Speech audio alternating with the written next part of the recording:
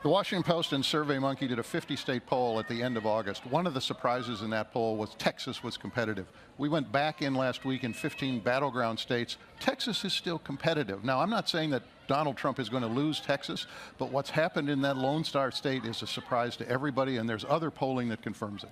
And if it stays that way, the Republican Party is going to have quite the autopsy. Maeve?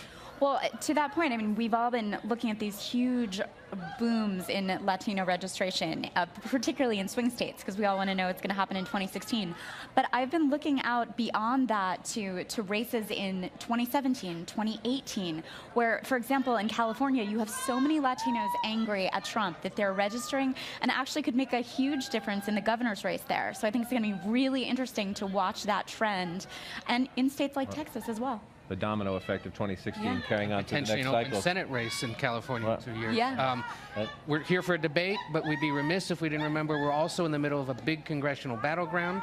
2 competitive House races just here in the Las Vegas area, and then, of course, the Senate race. Democrat Catherine Cortez Masto versus Republican Joe Heck. This is the only chance for Republicans to possibly take a seat, and it would be Harry Reid's seat. It's a close race, but Democrats remain notably confident out here. They point to Dean Heller, the Republican who won by less than 2 points in 2012, and Harry Reid's come from behind win back in 2010. They say polling out here is bad. Democratic turnout always surprises, but I suspect this may be the Senate race we're waiting up to hear about on election night into Election Day I after. suspect you are right. Into Wednesday morning, we'll be working the magic wall looking at Nevada. I suspect you're right about that, Sarah. We are less than 3 weeks to Election Day, and some of Donald Trump's allies and some of his own staffers are burying their head in their hands about what his travel schedule has been about. He was in Colorado. He was in Wisconsin, states where he has just the longest shot of winning, rather than touching down, shoring up his support in Arizona, holding a big rally here in Nevada where it's a closer race. And he's also under pressure to spend a lot more time in Pennsylvania.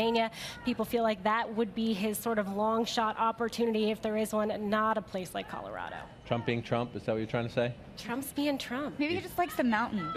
Loves those mountains. That's it. Candidate as campaign manager. Sometimes it works, often it doesn't. I'll close with this. We should not forget, Ed touched on this, the potential impact of tonight's final presidential debate on the battle for control of Congress, especially control of the Senate. Now, Republicans have been confident for most of the cycle that they would keep the majority even if Trump loses, but there's now a serious case of GOP Senate jitters. The size of Clinton's lead nationally and in battlegrounds like New Hampshire and Pennsylvania is tilting the map heading into the final stretch. And then there's the math.